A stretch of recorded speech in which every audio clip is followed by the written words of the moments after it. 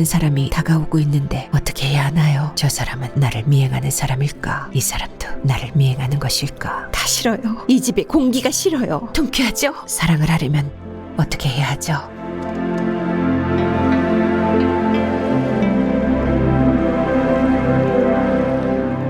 무채색 여자 이재현.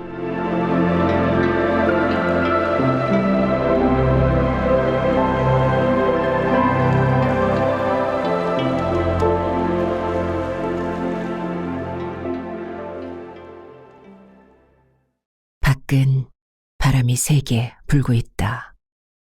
거실 유리문엔 앙상한 나뭇가지들이 하늘을 향해 몸부림치듯 흔들린다. 하늘은 흐리고 풍경은 을씨년스럽다. 몽롱한 의식 속에서 나를 따라다니는 내 속의 그림자가 뛰쳐나올 것 같다. 문득 창문가 책상 위에 검은 전화기가 눈에 들어온다. 유혹하듯 전화기에선 반짝 빛이 난다. 나는 님 같은 전화기를 깜박 잊고 있었다. 책상 앞으로 가 수화기를 집어든다.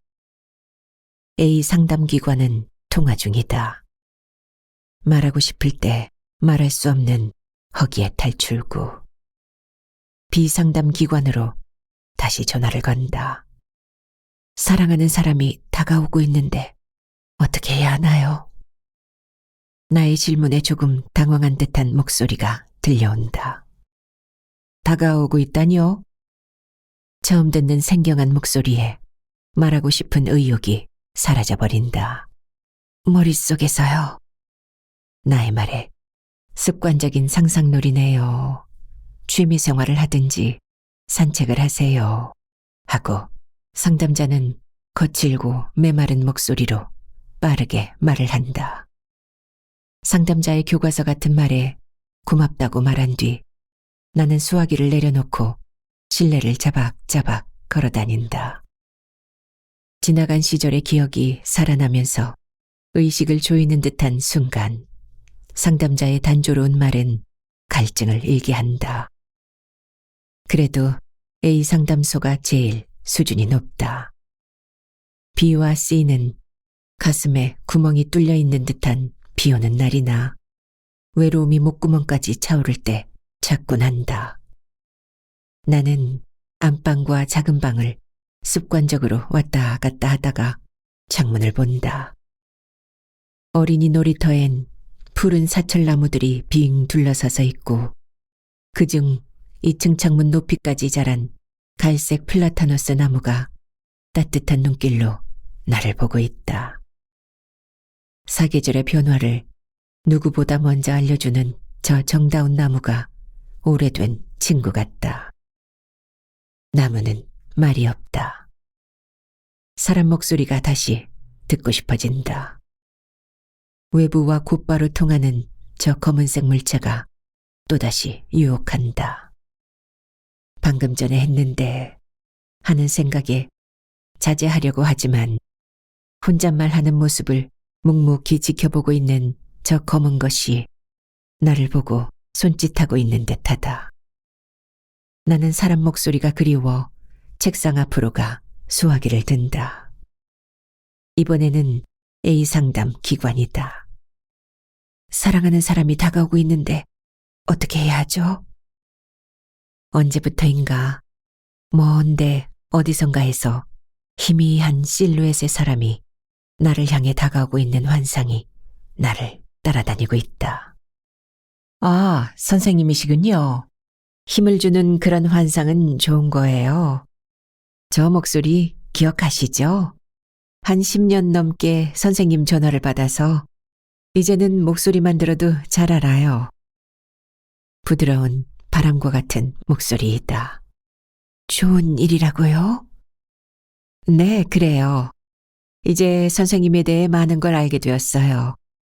독일로 유학을 가 신혼 초에 감당할 수 없는 아픈 기억을 갖고 있다는 것까지. 그 뒤 곧바로 귀국해 이혼하고 정신병원에 입원했다는 것까지. 퇴원한 지 얼마 지나서부터 방 안에 혼자 있으면서 상담기관에 전화하기 시작하셨죠. 그때부터 선생님 전화를 받았어요. 보름에 한 번씩 3시간 반을 상담하는데 한 달에 한 번 정도는 선생님 전화를 받았어요. 여긴 박스가 3개 있어요. 그러니 선생님이 얼마나 전화를 자주 하는지 알 수 있어요. 내가 너무 말을 많이 했네요. 오늘은 저도 울적해서. 상담자의 진솔한 목소리가 나를 끌어당긴다. 다 선생님들 배려 덕분이죠. 저는 지금도 병원에 상담을 받으러 다니는데요. 한 달에 한 번 독신자 모임에 나가는 것 외에는 별로 가는 데가 없어요. 거기 모인 사람들은 상처 있는 사람들이라 그런지 정이 많고 포근해요. 내 말이 끝나자 기다렸다는 듯이 상담자는 말한다. 우리 한번 만나요. 원래 내담자하고 밖에서 만나면 안 되는데 선생님은 꼭 한번 얼굴만이라도 보고 싶어요. 목소리를 들으면 사람을 끌어당기는 묘한 매력 있는 분 같아요. 저는 상처투성이인 자신을 치유하기 위해 상담을 합니다. 이상하게 선생님과 대화를 하고 나면 되려 내가 치료를 받는 것 같은 느낌이 들어요. 상담자의 진솔한 목소리가 내 속으로 파고든다. 선생님 목소리는 따뜻한데 고통이 있다고요? 나는 오른손으로 송수하기에 잘록한 허리 같은 곳을 꽉 쥐며 묻는다. 고통이 부드러운 사람으로 만드네요. 오늘 상담 마치고 만나요. 정말 이런 느낌은 처음입니다. 집이 상계동이라고 했죠? 수유전철역 교보빌딩 앞에서 저녁 6시에 만나요.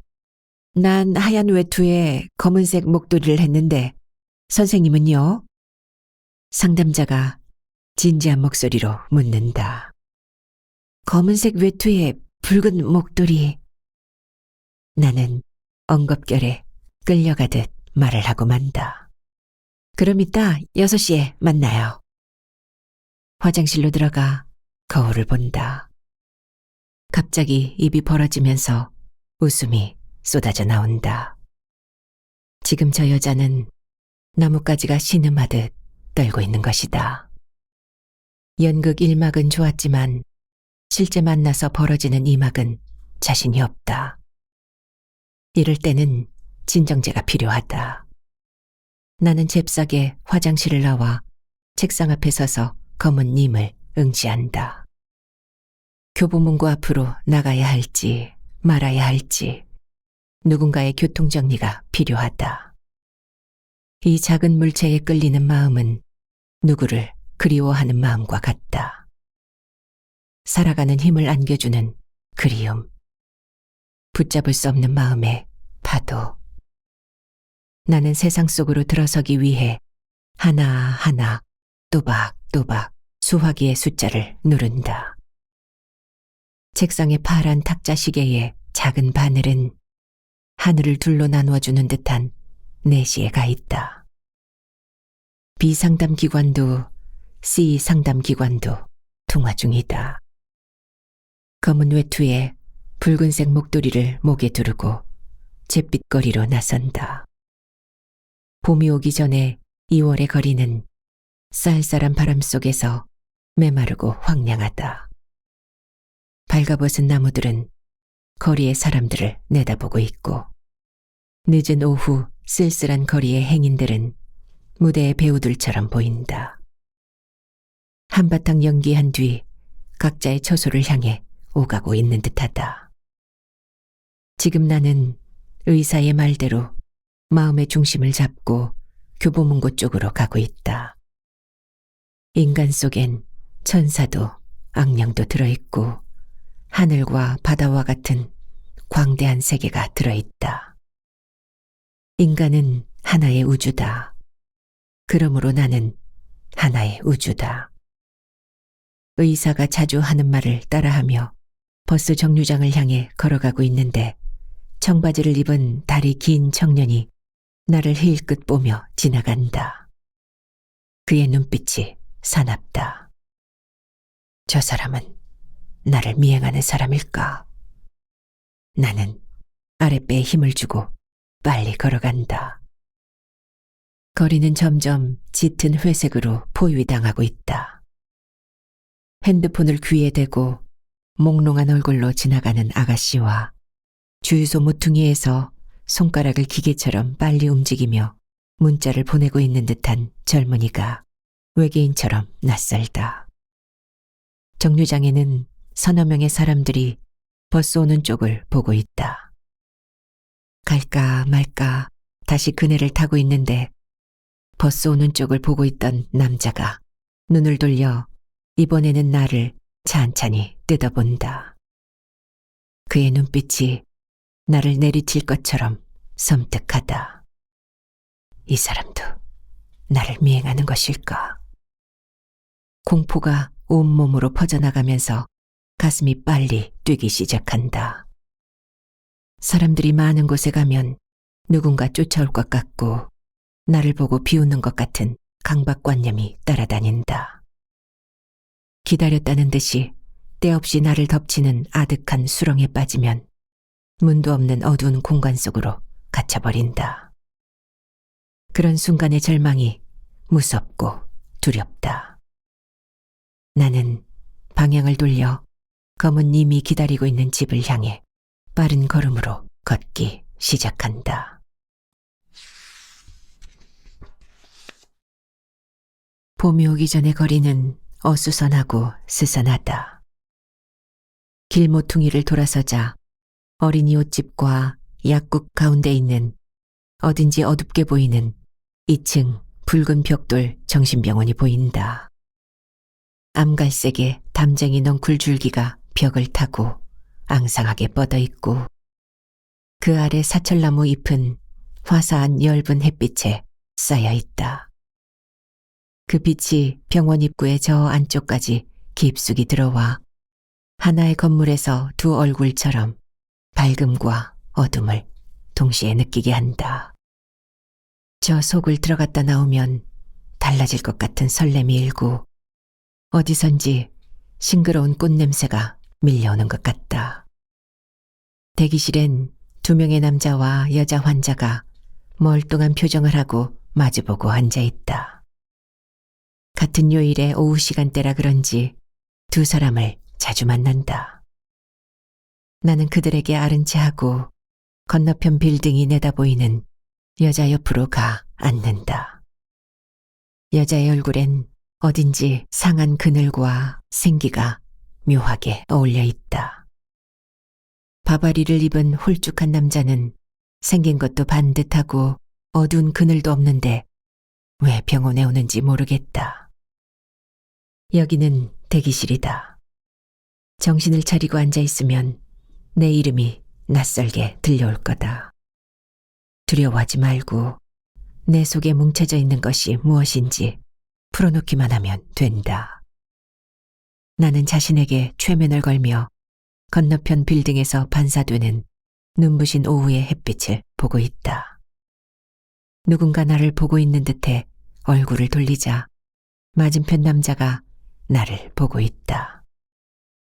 그가 어색하게 미소 짓는다. 어딘지 거울 속 자신의 안타까운 미소 같다. 카운터의 간호사가 큰 목소리로 환자 이름을 부르자 여자가 진찰실로 들어가고 또 한 명의 모자 쓴 나이든 남자가 얼굴을 숙이고 출입구 쪽으로 들어와 자리에 앉는다. 오늘은 환한 얼굴이 좋습니다. 무슨 좋은 일 있나요?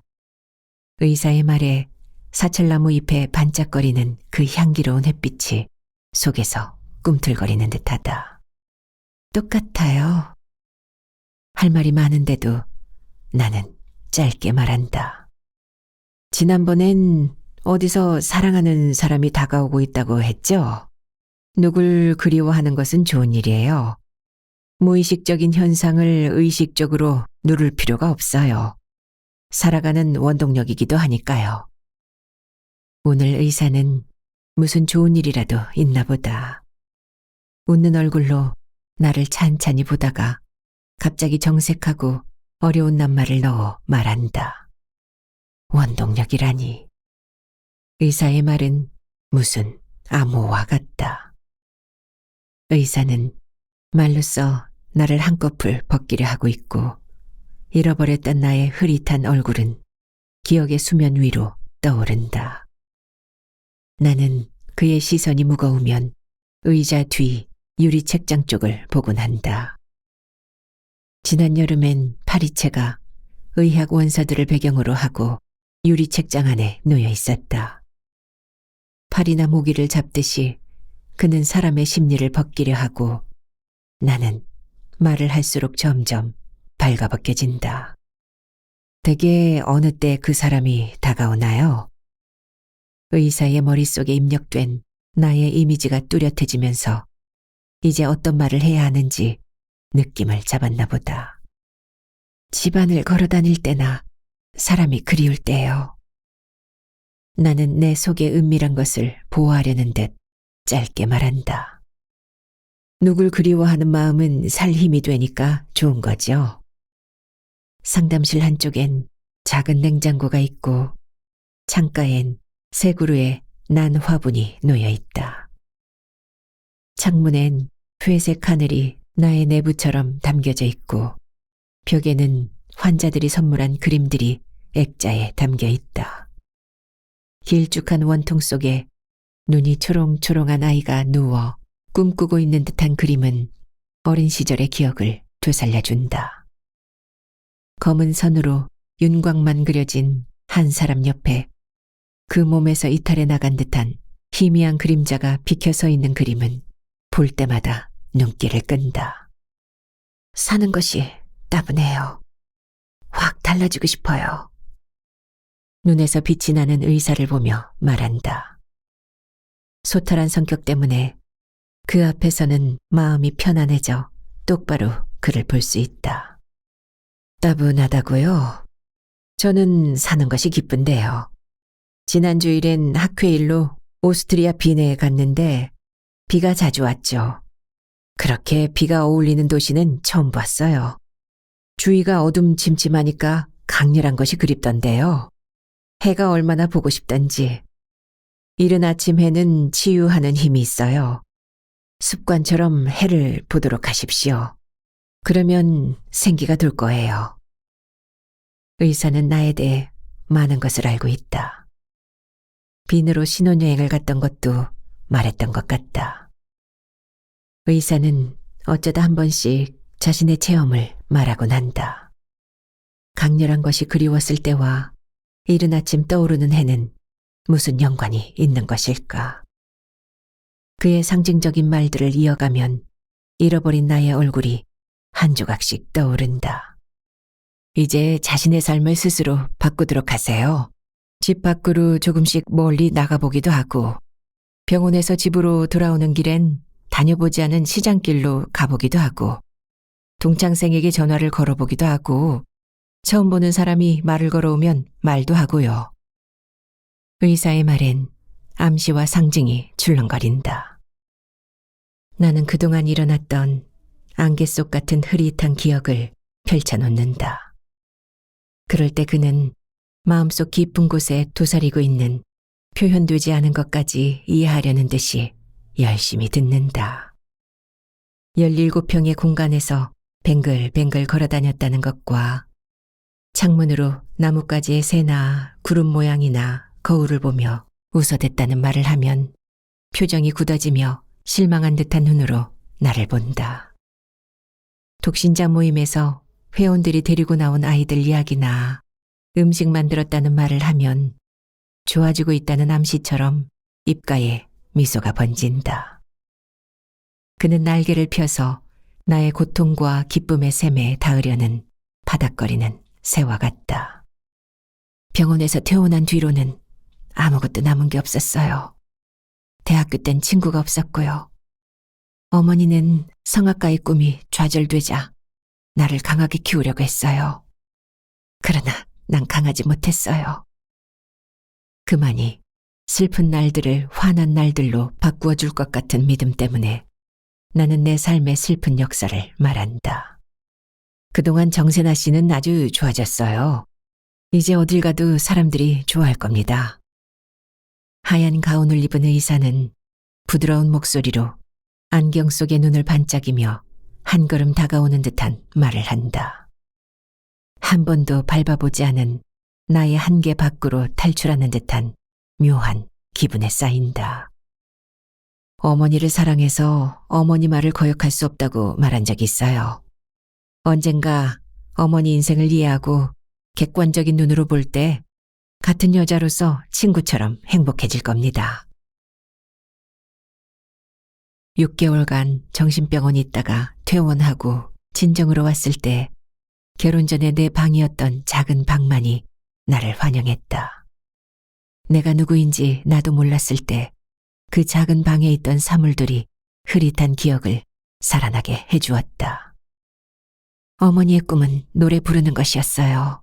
결혼하고 아이들 키우면서 허덕이며 끌려다니듯 살았죠. 어머니의 좌절이 저를 슬프게 만들었어요. 어머니의 인생이 슬픈 강물이 되어 어디 먼 곳으로 흘러가는 것 같다. 딸의 강물은 거슬러 흘러가 두 영혼은 만날 듯하다 만나지 못하고 있다. 서로에게 손을 내밀지만 붙잡지 못하고 각자 운명의 강줄기를 따라 외롭게 흘러가고 있다.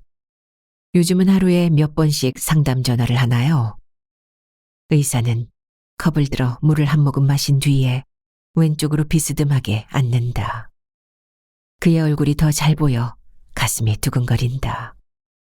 그가 나의 중심으로 한 걸음 바짝 다가온 듯하다. 어떤 날은 3번 걸 때도 있고 어떤 날은 하루 1번 걸 때도 있어요. 전화라는 말이 내 입에서 나오자 지난 일주일 동안 상담자들과 나누었던 많은 말들이 떠오른다.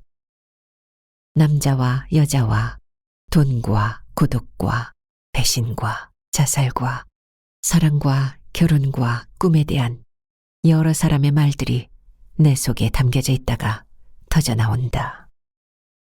사랑하다 배신하고 넘어졌다 일어서고 일어섰다 죽고 유혹하고 유혹당하는 삶의 파노라마에 대해 들은 풍월대로 말한다.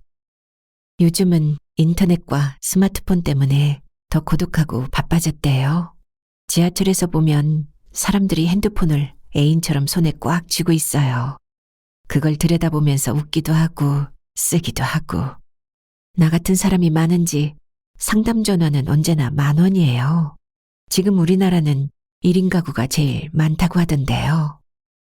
의사는 뭔가 생각하는 듯한 얼굴로 나를 보고 있다가 말한다. 많이 아시네요. 요즘도 시를 쓰나요? 언젠가 시를 쓰겠다고 말했는데 그 뒤로 의사는 나를 시인으로 대접한다. 사는 것 자체가 하나의 시가 됐으면 좋겠어요. 사랑하는 사람을 만나 새롭게 살고 싶어요. 의사는 나의 말이 방향도 없이 흘러가면 매듭을 지어서 다음 말로 넘어가게 해준다. 좋습니다. 일기를 쓰거나 글을 꾸준히 써보세요. 그는 인간의 마음을 다루는 마법사이다. 나는 인사하고 진료실을 나온다. 집으로 가는 길엔 재래시장으로 가는 길과 상점들이 즐비한 한 길과 주택가 골목길이 있다.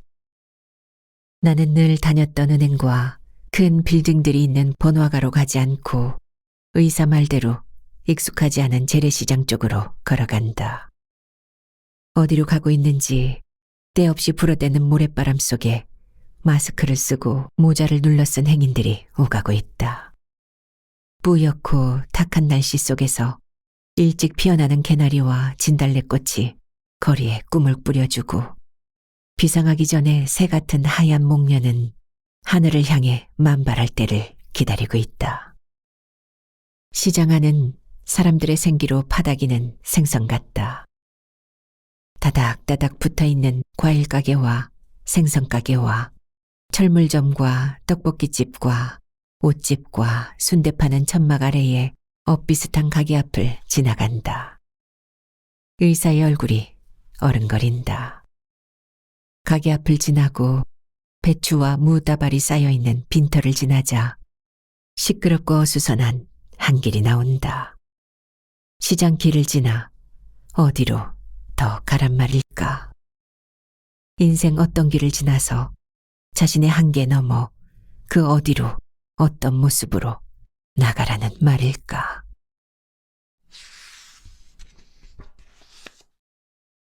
결혼식이 끝난 다음 날에 유럽으로 신혼여행을 떠났다.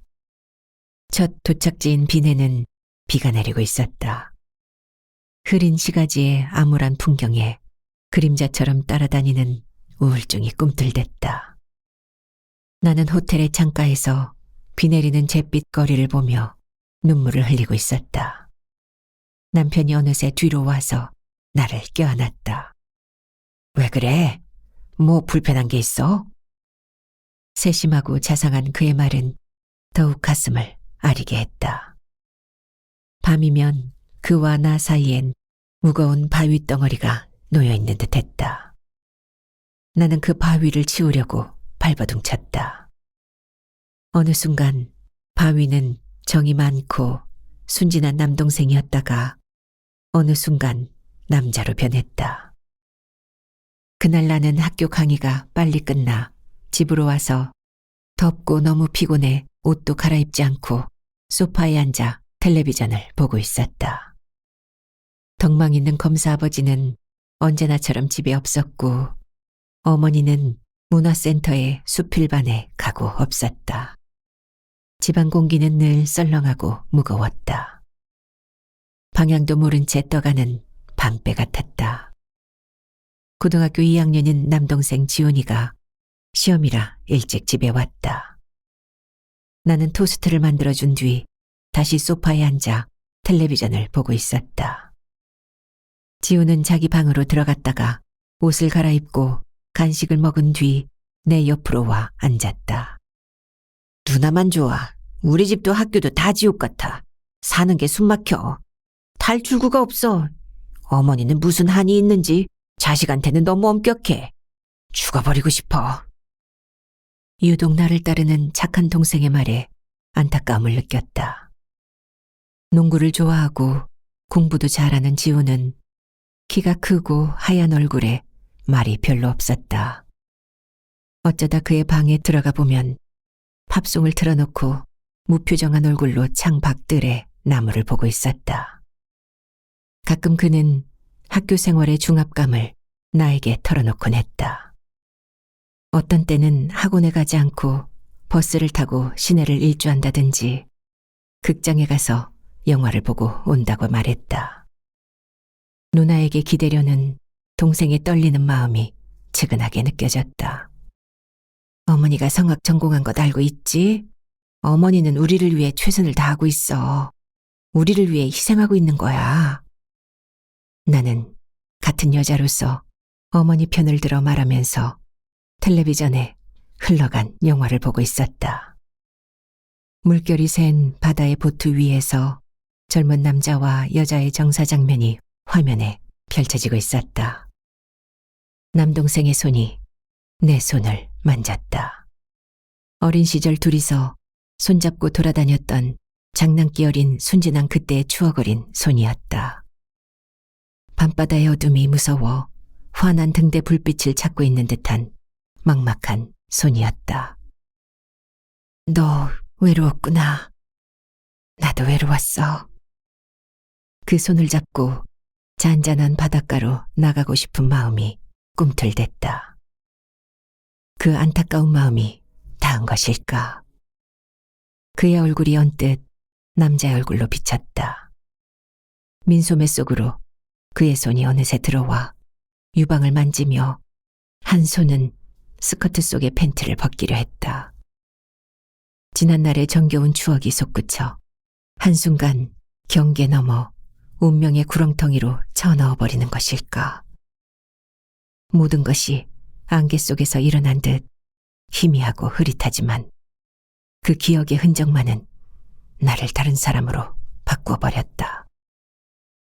그날 그 시간 뒤로 남동생 앞에서 여자로 보이기를 거부하는 마음이 돌멩이가 되어 나는 다른 사람이 되어갔다. 아름다움을 느끼려는 감각을 죽여 스스로 황량한 길로 들어섰다. 날이 더워도 바지와 소매 있는 면티를 입고 집안 어디에서 남동생과 부딪히면 짧고 간단하게 말하곤 했다. 그때 졸업반이었던 나는 좋아하는 남자가 있었다. 고등학교 때 학원에서 만나 아는 사이로 지내다가 대학에 들어가서 3년 선배인 철학도 박진수를 만나기 시작했다. 그를 만날수록 가슴속 돌멩이가 치워지는 것 같았다. 그도 자신을 비춰주는 맑은 우물 같은 여자의 중심으로 가까이 다가왔다. 그는 대학원을 졸업하고 1년간 유학 준비를 했다. 봄비 내리는 날 우리는 결혼했다. 신부의 가슴에도 눈물 같은 비가 내렸다.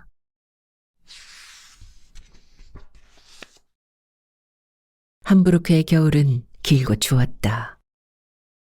주말의 늦은 저녁이나 비 오고 찬바람이 불어대는 저녁이면 따뜻한 것을 그리워하는 듯 진수는 침대 속으로 들어와 나를 껴안았다. 그는 공부의 압박감에 늘 입술이 부르터 있었다. 능숙하지 않은 독일어로 문장을 쓰고 또 고쳤으면서 괴로워하는 그에게 나는 원기와 생기를 안겨주는 샘물이어야 했다. 그를 위해 노력했지만 물에 젖은 솜처럼 이국 생활이 무거웠다. 김치는 어떻게 담그는지, 끼니 때마다 뭘 먹어야 하는지, 부엌에 서면 무거운 짐을 지고 있는 듯 했다. 살림살이는 서툴고 독일어는 어렵고 교포를 만나든 독일 사람을 만나든 대인관계는 힘들었다. 내 속엔 원하지 않는 검은 돌덩어리가 어느새 들어와 있는 듯 했고 그림자처럼 우울증이 따라다녔다. 언제부터인가 그도 감정을 빼고 살아야 한다고 생각한 사람처럼 덤덤하게 대했다. 박사과정에 그가 학교로 가면 나는 어학학원으로 갔다. 독일어 실력이 좋아지면 대학에 다니면서 비교문학을 공부할 셈이었다. 나는 햇빛과 따뜻한 것이 그리우면 밖으로 나와 파스텔 색조의 5, 6층 집들이 즐비한 북유럽의 길을 배회하고 다녔다. 공원과 주택가 정원의 색색의 튤립이나 오랑캐꽃을 보며 무언가에 홀린 듯 걸어다녔다. 어떤 때는 부둣가로 나가 상큼한 찬 바닷바람을 맞받으며 쏘다녔다. 비와 바람과 태양과 꽃들과 흐린 날들 속에서 어디를 지나고 있는지 어디로 가려고 그러는지 나를 잊어버린 채 걸어다녔다. 거친 바람 속을 헤매다 들어오면 진수는 말없이 다가와 두꺼운 외투를 입고 털목도리를 두른 나를 감싸 안으며 말했다. 왜 안정을 못하는 거야? 그의 품 안에 있으면 그곳이 아닌 다른 것이 나를 끌어당기는 듯했다. 공중을 떠다니는 듯한 가벼운 존재. 헛것 같은 것들이 밀려들어 나는 그의 품속에서 빠져나와 소파에 앉아 몽롱한 얼굴로 그를 보았다. 창가에 서서 밖을 빨려가듯 보고 있을 때에 고즈넉한 그의 뒷모습. 자신 속에 비밀스런 얘기들이 있지만 아니 하는 간단한 대꾸만 하면서 나를 볼 때의 하얀 얼굴에 우스워린 눈빛. 불쑥 그의 얼굴에 남동생의 얼굴이 겹치곤 했다. 결혼을 일주일 앞둔 5월 초순의 어느 날 박진수와 나는 인사동으로 해서 비원에 갔다. 자신의 지난날에 대해 그가 말을 하고 있을 때였다. 어디선가 가슴을 뭉클하게 하는 향기가 물려왔다. 나는 그의 말을 듣다가 잃어버린 아기라도 찾듯이 주위를 둘러보며 걸어갔다. 어딜 가? 하고 그가 물었고 나는 몽롱한 얼굴로 그를 보며 말했다. 냄새가 나. 어디선가 향기로운 냄새가 풍겨와. 향기로운 냄새? 그가 반문했다. 살아있는 냄새가 향기로워. 나는 오랫동안 내 속에 감미로운 것, 아름다운 것, 여성적인 것을 누르며 살았다. 여름이면 즐겨 입던 미니스커트를 입지 않고 바지만 입었다. 내 몸에서 풍겨나가는 여자 냄새를 죽이기 위해 무덤덤한 무채색의 여자가 되도록 나를 억압했다. 그것이 남동생을 사랑하는 일이었다. 어느 주말 오후 나는 독일어를 익히기 위해 얇은 옷을 걸치고 낡은 소파에 앉아 텔레비전의 영화를 보고 있었다. 창문으로 싱그러운 바다 냄새가 스며들고 방에서 공부하고 있던 진수가 나와 내 옆에 앉았다. 그의 손이 어느새 내 옷 속으로 들어와 젖가슴을 만지고 있었다. 동생의 얼굴이 확 스쳐 지나갔다. 나는 그를 갑자기 팽개치고 일어나서 웃음을 터뜨렸다. 순간 덜커덩 하고 굵은 쇠사슬 같은 것이 내 몸을 감아버린 환영이 지나갔다. 그 뒤로 진수의 말은 내가 남동생에게 말한 것처럼 갈수록 짧아졌다. 아니, 그랬어. 하는 그의 서늘한 말은 가슴에 그대로 떨어져 고통으로 온몸을 조이며 피가 되어 돌아다녔다. 사랑하는 사람이 조금씩 멀어져가는 모습을 멀쩡한 정신으로는 감당할 수 없었다. 나는 어학학원도 그만두고 후드티에 재킷을 걸치고 혼잣말하며 이국의 잿빛 거리를 떠다녔다.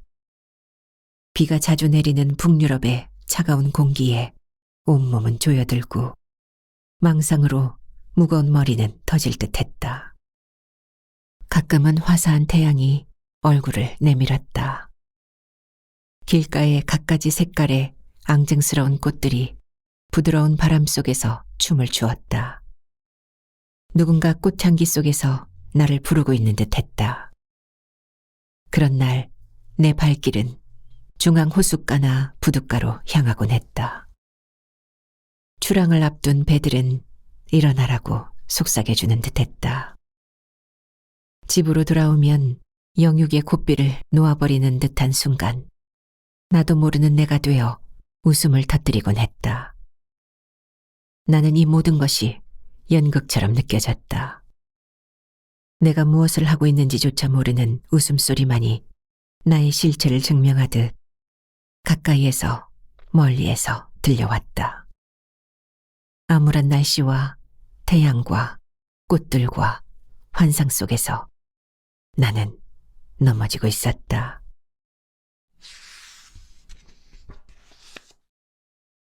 혼돈과 광기 속에서 소중한 것들을 하나씩 잃어가며 알지 못하는 분열된 실체로 어둡고 밀폐된 곳으로 들어갔다.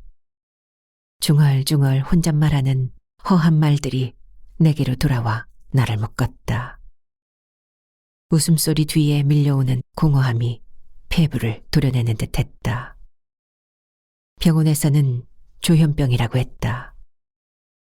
남편과 나는 귀국해 이혼했다. 독일로 떠나기 전 마지막으로 본 그의 뒷모습은 너무나 많은 침묵 속의 말들을 쏟아놓았다.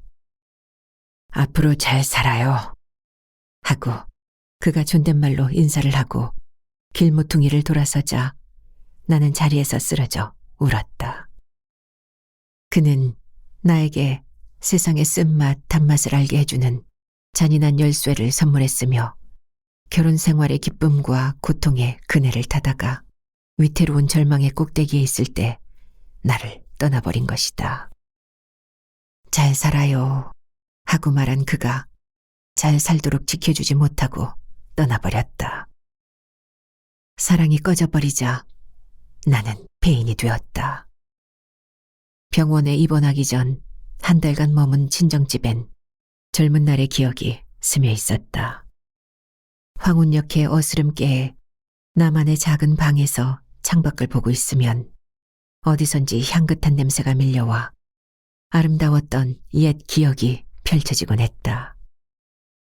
여름방학이면 시골 할머니 집에 내려가 매미채를 들고 남동생 손을 잡고 뛰어다닌 기억이 어제 일처럼 생생하게 떠올랐다. 어린 시절 내가 가는 곳엔 늘 다정한 친구 같았던 어린 남동생이 있었다. 우리는 서로 떨어지면 무슨 일이 터질 것처럼 어딜 가나 손을 잡고 다녔다. 학원에 갈 때도 캄캄한 밀림지대로 들어가는 것처럼 무거운 걸음으로 손을 꼭 잡고 걸어갔다. 길에서 예쁜 강아지를 봐도 엄마가 못 먹게 하는 떡볶이나 편의점에서 칼칼한 라면을 사 먹을 때도 서로 얼굴을 보며 웃어댔다. 지훈이랑 함께 바다를 보고 기차 여행을 하고 산길을 걸으면 삶은 기쁘고 즐거운 축제마당이 되었다. 나는 아침에도 자고 낮에도 잤다. 나에게 쏟아지는 연민의 눈빛과 가시가 숨겨있는 말을 잊게 하는 잠은 달콤했다. 잠에서 깨어나면 알 듯 모를 듯한 웃음을 날리며 걸어다녔다. 그러다 갑자기 머리가 맑아져 싱싱한 기운이 그리울 때나 북유럽의 암울한 공기가 밀려오면 어머니에게 울며 소리를 질렀다. 어머니는 자식들 인생을 자기 인생이나 되듯 관리하고 통제했어요. 인류대학 나오고 명문가 집안을 만나면 인류 인생이 되는 줄 알았죠? 날 보세요. 뭐 다 갖추었다고요? 친구도 없이 학교와 집만 왔다 갔다 했어요. 사회성도 인간성도 쌓을 겨를이 없었어요. 어머니가 바라는 고고하고 우아하고 지적이고 신비적인 성향을 가진 여자가 되도록 통제했어요. 이것은 좋고 저것은 나쁘다는 것이 분명해. 나쁜 것은 하지 않으려다 이렇게 박제된 인간이 되어버렸어요. 다 싫어요. 자기 인생만 즐기는 사회적 지위가 높으신 고명한 아버지도 싫어요. 이 집의 공기가 싫어요. 통쾌하죠? 어머니는 눈물 어린 얼굴로 나를 감싸 안으며 말했다. 난 너를 최선껏 키웠어. 어떤 일을 당해도 혼자 설 수 있도록 말이다. 너희들 키우면서 큰 소리로 마음껏 노래 부르고 싶었지만 옆집에 들킬까봐 할 수 없었어. 나만의 공간이 있는 시골 큰 집으로 이사가서 다시 도전하고 싶었지만 너희들 교육 때문에 그럴 수 없었어. 이 나이에 글 쓰겠다고 허둥대며 살아가는 엄마를 이해하렴. 난 여자로서 여자의 인생을 알아. 여자의 꿈과 좌절을 알아. 어느 때 여자가 팍 쓰러져 버리는지 안단 말이야. 난 너를 버리지 않을 거야. 절대로. 상계동에 17평 아파트로 이사 온 뒤 종로의 병원으로 정신과 상담을 받으러 다닐 무렵부터인가. 결혼해서 미국 LA에서 변호사로 살고 있는 남동생은 1년에 한 번 정도 한국에 나왔다. 동생이 오면 내가 방배동 어머니 집으로 가든지 어떤 때는 동생이 상계동 집으로 왔다. 올 때마다 그는 내가 좋아하는 블루베리와 연어와 치즈와 과일과 주스를 냉장고에 가득 넣어놓곤 했다. 언젠가 방배동 집으로 지훈이가 왔을 때였다. 누나 얼굴이 좋아졌어? 하고 지훈은 의사 같은 말로 나를 위로하려고 했다. 고마워. 하고 나는 동생의 얼굴을 똑바로 쳐다보고 말한 뒤 북어포를 씹으며 무거운 공기 속에 삶의 비화가 숨겨져 있는 듯한 집안을 돌아다녔다. 그는 백지 같은 나를 우스어린 얼굴로 훔쳐보았다. 언젠가 내가 어머니 집에서 이방저방 다니며 갑자기 웃음을 터뜨렸을 때 언뜻 본 그의 눈가엔 눈물방울이 맺혀 있었다. 나는 그가 왜 우는지 알 수 없었다. 그는 나와 부딪히면 뭔가 말할 듯 하다가 창가로 다가가 학창시절처럼 밖을 물끄러미 바라보았다. 그의 고즈넉한 뒷모습은 똑같았으나 내 웃음소리에 얼굴을 돌리면 눈가가 젖어 있었다. 그가 한번 다녀가고 난 뒤엔 나의 통장엔 매달 어머니가 보내주는 150만 원보다 몇 배 더 많은 돈이 들어와 있었다. 어머니는 나에게 말하곤 했다. 지훈이가 널 주라고 하더라. 네가 필요한 것이 있으면 다 자기한테 말하라고 하지 뭐냐. 지훈이는 이혼하고 지금은 혼자 외롭게 살고 있어. 미라 그것이 지금 유치원에 다니잖아. 지훈이가 얼마나 보고 싶겠니. 미라 만나는 날엔 애 엄마도 잠깐 만나나 보더라. 너희들이 행복하길 바랐는데 밖으로만 도는 네 아버지에게서 못 채운 것을 너희들에게 쏟았는데 내가 죄가 많은 여자인가 보다. 어둑한 집 안으로 들어서자 서늘한 공기가 밀려든다. 책상 앞 창가엔 검은 형체의 플라타너스가 기다렸다는 듯이 바람에 살랑거린다. 나는 불을 켜고 탁자 위 라디오 스위치를 누른다. 바흐의 골드베르크 변주곡이다.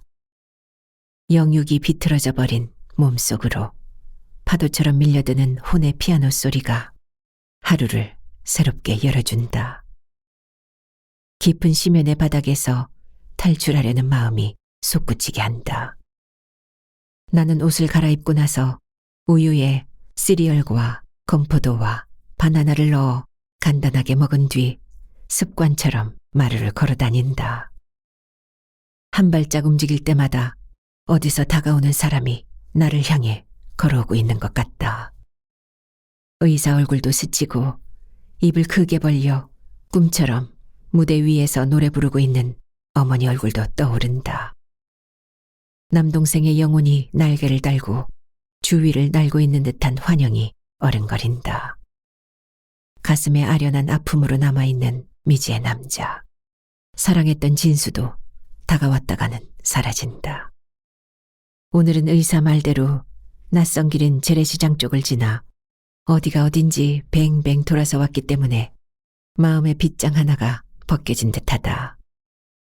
한 발짝 한 발짝 움직일 때마다 멀리서 다가오는 사람이 점점 가까이 다가오고 있는 것 같다. 그 낯선 사람의 따뜻한 손이 그리운 순간 나는 책상 위에 검은 님한테 달려간다. 1순위인 A 상담소 전화번호를 누른다. 사랑을 하려면 어떻게 해야 하죠? 나의 목소리는 담담하다. 늦은 저녁 시간 외로운가 봐요. 처음 들어보는 거칠고 무뚝뚝한 목소리다. 아마 상담한 지 얼마 되지 않았나 보다. 말을 나누고 싶어 전화했어요. 실내의 발소리가 크게 울리는 해질 무렵이면 사람이 그리워진다. 누군가랑 전화선을 타고 말을 주고받으면 기분이 좋아져 밤의 심연 속으로 들어갈 마음의 준비가 된다. 아, 그래요? 저한테 말하세요. 상담자의 건조하고 메마른 목소리에 입 밖으로 말이 튀어나오지 않는다. 소셜 포지션의 세 번째와 네 번째는 무엇인가요? 나도 모르게 갑자기 엉뚱한 말이 입 밖으로 나온다. 가정과 사회인가요? 하고 상담자가 어정쩡한 목소리로 말한다. 그런가요? 안녕히 계셔요. 나는 송수화기를 내려놓고 다시 실내를 걸어 다닌다. 지금 이 순간과 지나간 시간, 그 어느 것에도 속하지 않는 공간에 있는 것 같다. 이 작은 공간 안에 나는 혼자다. 한 달 전에도 혼자였고 한 달 후에도 혼자일 것이다. 그 혼자가 무섭기도 하고 익숙하기도 하다. 낯설기도 하고 절망스럽기도 하다. 나는 나를 알기 위해 익숙한 목소리가 많이 있는 A 상담소로 다시 전화를 건다. 사랑을 하려면 어떻게 해야 하나요? 나는 다시 똑같은 말을 되풀이한다. 아, 선생님이시군요. 몇 년 전부터 그리운 사람이 있다고 했는데 누굴 그리워하는 것은 살아있다는 증거죠. 상담자의 귀에 익은 목소리는 고통조차 생기로 바꾸어 버릴 것 같은 어떤 힘 같은 것이 느껴진다. 사랑의 꿈이 현실이 되는 것은 무서운 일인가요? 음악의 리듬이나 빗소리를 타고서도 멀리서 나를 향해 다가오는 사람이 있다. 그 빛 같은 환상은 시간이 지날수록 피와 살이 입혀져 힘을 주는 실제의 사람이 되어가고 있다. 지난번 상담을 받고 오다가 갑자기 비를 맞은 뒤 감기가 도져 저녁 내내 앓았을 때 희미한 실루엣이 빠른 걸음으로 자신을 향해 다가오고 있는 듯했다. 그 발소리의 여운에 싱싱한 기운이 온몸을 감돌고 따스한 손길에 잠들 수 있었다. 행복한 일이기도 하죠. 두려워할 필요가 없어요. 질문이 너무 엉뚱하다는 듯이 상담자는 짧게 또릿또릿한 목소리로 말한다. 누굴 사랑하면 배신과 아픔이 따른가요? 살기 위해서 또다시 사랑해야 하는지 삶이 두렵고 무섭다. 사랑했기 때문에 아픔이 따르는 거예요. 그러니 전에 남편 일은 다 잊어버리세요. 다음에 무슨 말이 나오기 전에 얼른 수화기를 놓아버린다. 이제 친밀하다고 자신의 사생활에 대해 접근해오면 더 이상 말하고 싶은 생각이 달아나 버린다. 이제 내게 전화기는 보물과 같다. 저 작은 물건을 통해 주고받는 많은 얘기들은 하나의 빛의 기둥이 되어 가슴 속에서 빛나고 있다. 저 검은 보석만 들면 우주 같은 한 사람의 목소리가 들려오고 나는 당당한 사회인처럼 말을 나눈다. 다른 사람의 말이 나를 비춰주며 속에서 눌러져 있던 씨앗들이 싹이 터 나도 모르는 사람으로 변화되어 가고 있다. 한 번도 본 적이 없는 나의 숨겨진 얼굴이 태양과 나무와 실루엣과 검은 님의 손길에 새롭게 떠오르고 있다. 대부분의 상담자는 내 목소리를 알아듣고 통화가 끝나면 컴퓨터 화면에 되풀이 전화에 체크할 것이다. 나는 되풀이 전화를 하는 막막한 세월 속에서 일주일에 한 번씩 의사를 만나러 가고 그 앞에서 나의 망가진 삶 전부를 보여준다. 나를 진찰하면서 스쳐가는 그의 얼굴에 기쁨과 슬픔을 훔쳐보고는 환희와 절망을 느낀다. 날이 흐리면 아침에도 하고 오후에도 전화를 한다. 날이 좋으면 바깥 세상 사람들의 목소리가 그리워 일거수일투족을 주시하고 있는 듯한 검은 님한테 다가간다. 그 검은 무생물이 신기루처럼 펼쳐놓는 다양한 사람들의 목소리를 들으며 헝클어진 마음이 가닥을 잡아간다. 물론 어떤 때는 지루하고 따분할 때도 있다. 상대방의 말이 고루하거나 내가 마음 문이 안 열려 있을 때는 몇 마디 하고 끊어버린다. 엇비슷한 나날이 권태롭고 암담한 자신의 화가 솟구칠 때는 수화기를 들어 말하는 것이 아니라 말을 씹어 뱉어낸다. 죽음과 부활과 이별과 파멸과 복수와 영혼에 대해서. 나는 아침에 일어나면 베란다로 나가 붉은 해를 본다. 다음 날도 아침에 일어나면 산 위로 막 떠오르는 둥그런 해를 본다. 의사 선생 때문에 아침 해가 의미를 띠고 나를 맞이한다. 어떤 날은 막 떠오른 붉은 해가 베란다의 유리문에 반사되어 방 안 창문에 하늘의 선물처럼 두 개의 해가 양쪽에 떠 있다. 그 아름다운 빛에 반응하듯 속에서 생기로 가득한 붉은 것이 떠오르는 듯하다. 몸도 바깥도 빛의 축제이다. 의사 선생이 말한 붉은 해가 나를 진찰하고 있는 것이다.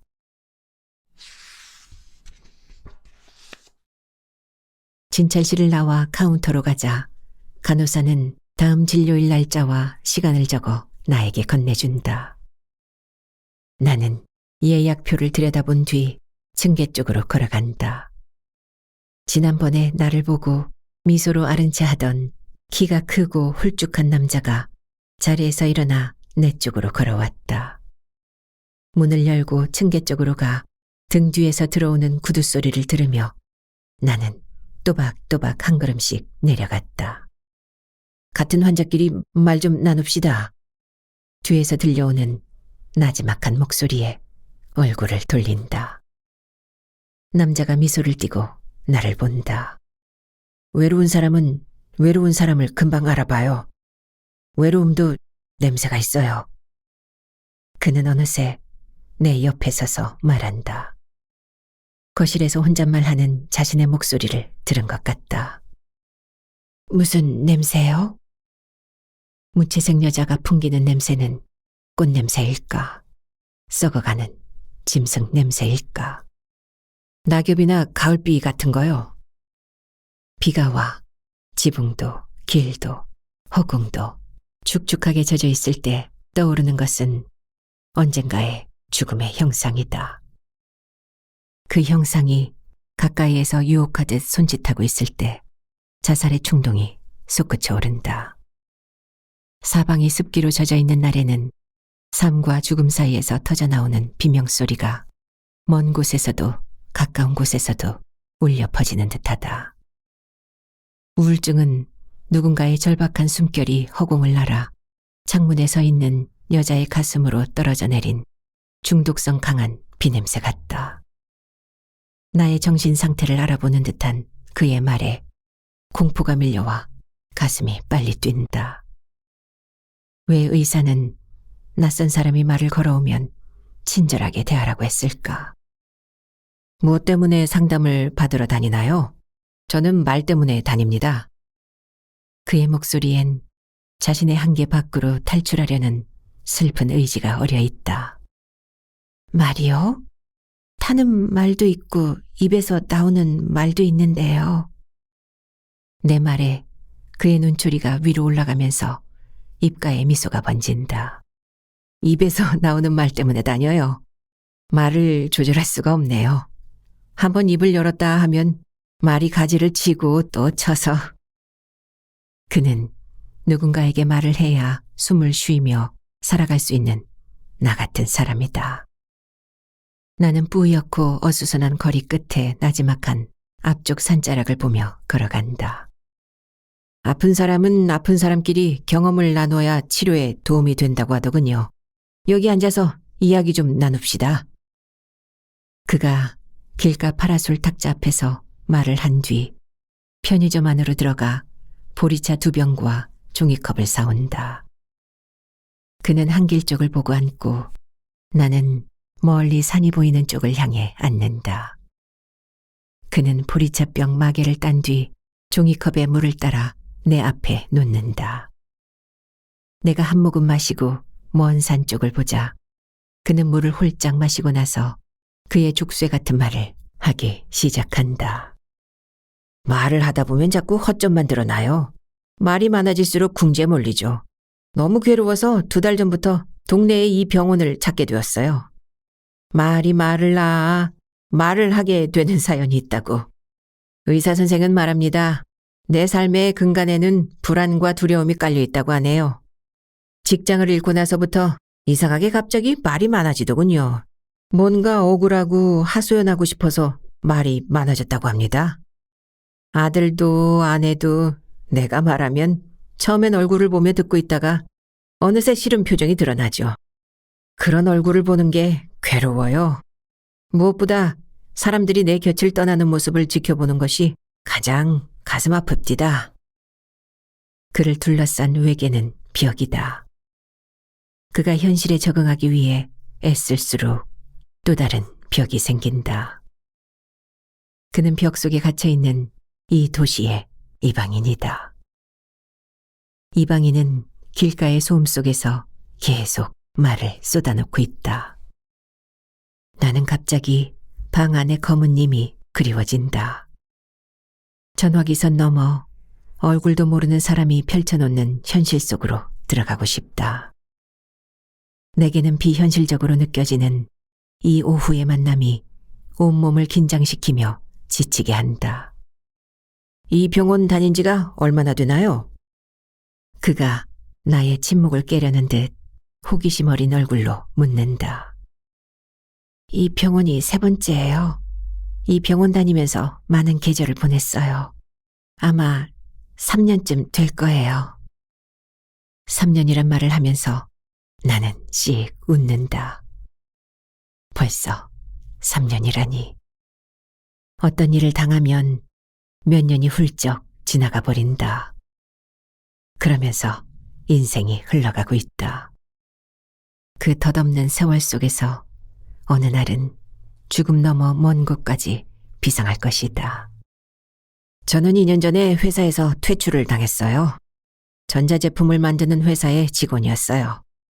나름대로 성실하게 일했는데 상사로부터 퇴출 소식을 들은 날 내게 남은 것은 소지품이 담긴 박스 하나더군요. 6년 동안 성실하게 일했는데 박스 하나라니. 그의 말을 따라가다가 어느 순간 흐름을 놓쳐버린다. 사방이 벽처럼 느껴진다. 익숙한 나만의 공간, 집으로 빨리 돌아가고 싶다. 그런데 원래 그렇게 말이 없으십니까? 그가 묻는 말에 나는 짧게 대답한다. 아, 네, 그래요. 나는 상담자들처럼 말한다. 아, 네, 그렇군요. 아, 네, 그래요. 같은 말을 중간중간 집어넣어 말이 흘러가게 한다. 의사 선생은 의식해서 말을 하라고 하는데 그게 안 돼요. 한쪽이 다치니까 입이 열리대요. 떼어버리고 싶지만 끈질기게 붙어다니는 두려운 그늘이 그의 얼굴에 어려 있다. 네, 그래요. 세월이 가면 좋아질 거예요. 세월이 약이에요. 나는 다시 상담자들이 내게 한 말을 그대로 한다. 그는 계속 삶의 슬픔과 기쁨이 얼룩져 있는 말들을 쏟아놓는다. 그는 탈출구 없는 말 속에 갇혀버린 것 같다. 전화 박스에 앉아있는 상담자가 되어 말을 듣고 있으려고 하는데도 머리가 흐리멍텅하고 무료함이 밀려와 자리에서 일어난다. 의사의 얼굴이 희미하게 스쳐 지나간다. 그도 어정쩡하게 자리에서 일어난다. 가시게요? 그가 묻는다. 네, 그래요. 남대문 시장에 가려고요. 미아리 가려면 버스를 어디서 타나요? 나의 묻는 말에 그가 놀란 얼굴로 말한다. 거긴 왜요? 나는 나를 시험하고 있어요. 이제 많은 사람들 속에서 밀려다니며 필요한 물건들을 싸게 사보는 짜릿한 재미를 맛보고 싶다. 오감의 문이 활짝 열려 달콤하고 생동감 넘치는 전율의 순간에 빠지고 싶다. 새로운 길과 낯선 사람들을 지나 숲길과 바닷가를 지나 멀리 멀리 나가고 싶다. 내 말을 들어줘서 감사합니다. 그는 마지막 말을 하고서도 뭔지 할 말이 남은 듯 머뭇거리며 서 있다. 나는 그에게 정중하게 인사한 뒤 돌아서 회색거리를 걸어간다. 벽돌색 블라우스에 하얀 스카프가 잘 어울립니다. 여자들은 계절보다 앞서 나가죠. 무슨 좋은 일이 있을 것 같은데요. 내가 의자에 앉자 의사는 자신의 말에 취한 듯 허허 웃는다. 의사의 말은 굳어진 살과 피로 스며들어 몸 구석구석에 생기를 불어넣어준다. 매일매일 사는 게 비슷해요. 무대 위의 배우처럼 모노드라마를 엮어가며 살아가는 자신이 갑자기 늙은 광대처럼 여겨진다. 정세나 씨의 삶이 전에는 잿빛이었다면 지금은 연두빛을 할까요? 연두빛 나무를 보면 무얼 떠올리나요? 잃어버린 내가 떠올라요. 이제 스스로 변화를 찾아보세요. 의사는 변화란 말을 좋아한다. 하늘의 해도 계절의 변화를 말해줘요. 내 말에 안경테 속의 눈이 번쩍 빛난다. 왜 내가 갑자기 해를 떠올렸는지 내 말의 핵심을 파악했다는 듯 빙긋이 웃으며 말한다. 계절마다 해가 어떻게 다른가요? 의사는 나의 중심을 향해 한 발씩 다가오는 듯하다. 말로써 나를 변화시키려는 그가 아침 해처럼 싱그럽다. 불쑥 그의 품에 안기고 싶다는 생각이 든다. 겨울 해는 따뜻한 아랫목 같아요.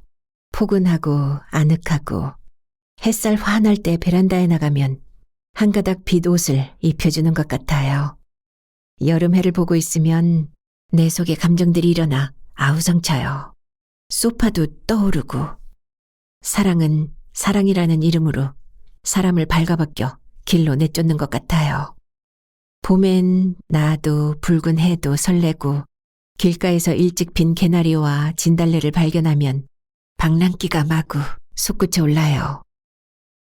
실성한 사람처럼 멀리 떠나고 싶고 다른 사람으로 변해서 꿈과 신음과 아픔이 섞여 온몸을 돌다가 갑자기 뜨거운 불길이 되어 밖으로 뛰쳐나올 것만 같다.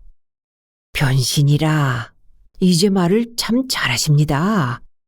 정서적인 말이 산문시 같습니다. 요즘 시 공부도 하고 일기를 쓰고 있나요? 그는 의식을 집중해 오직 나에 대해서만 말하고 있다. 순간 행복하다는 생각이 솟구친다. 내 속의 그림자를 알고 싶어요. 의사는 진료 기록에 뭔가를 쓰고 나서 나를 본다. 어디서 오고 있다는 그 사람 말이죠. 그는 내 속을 들여다보는 사람처럼 말을 한다. 이제 그의 말은 나인 것이다. 나는 어린 학생처럼 네 하고 대답한다.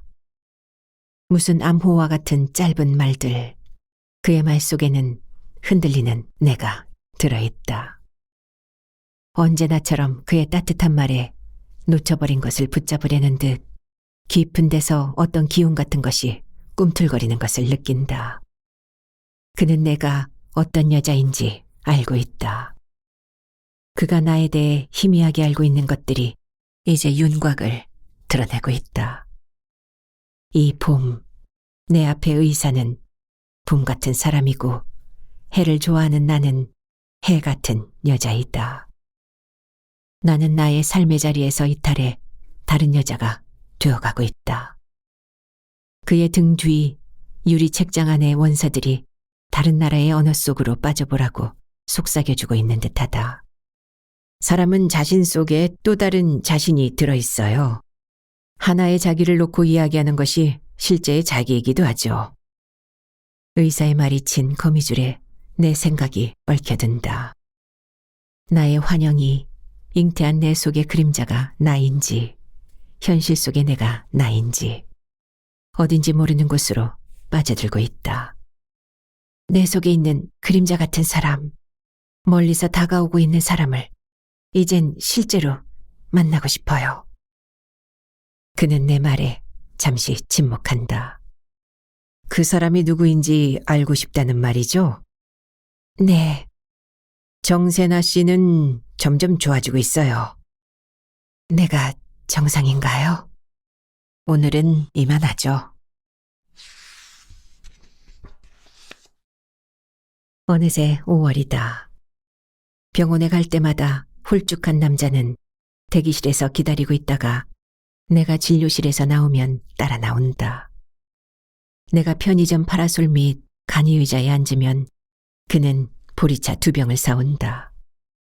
그는 보리차를 마시며 말하고 나는 상담자가 되어 그의 말을 들어준다. 집에서 수화기를 들고 자신을 바꾸려는 열망 어린 내 모습처럼 그는 말한다. 그는 살아가기 위해 말을 해야만 한다. 중독인 것이다. 말한 봄 기운이 온몸으로 쳐들어온다. 내 속의 그림자 같은 사람은 몸 밖으로 빠져나가려는 듯 봄의 해처럼 꿈틀거린다. 환상 속의 그리운 사람도 먼 데서 점점 가까이 다가와 뼈와 살 속으로 스며든다. 어느 순간 마음속 그림자가 몸 밖으로 휙 빠져나가는 것 같더니 나와 하나로 합쳐진다.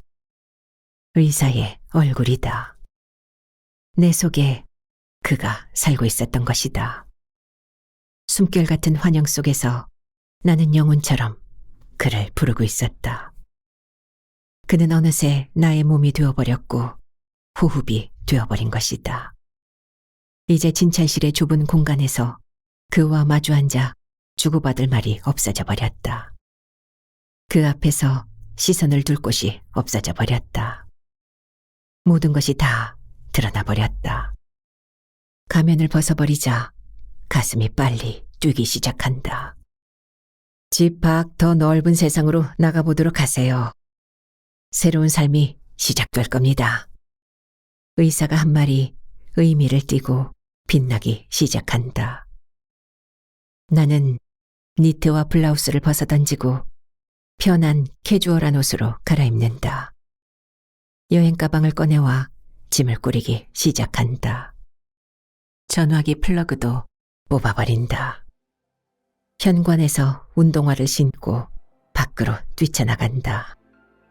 새로운 삶이 시작되는 것은 광야일까, 사막일까, 수평선 너머 태양이 떠오르는 바닷가일까. 흐릿한 기억의 깊은 데서 잊혀진 낱말들이 하나씩 떠오른다. 서너 명의 행인들이 핸드폰을 귀에 대고 뭐라 말하며 걸어가고 있다. 전화기를 귀에 대고 상담기관에 전화하는 자신의 모습 같다. 짙은 회색 구름을 헤치고 둥그런 붉은 해가 따라오고 있다.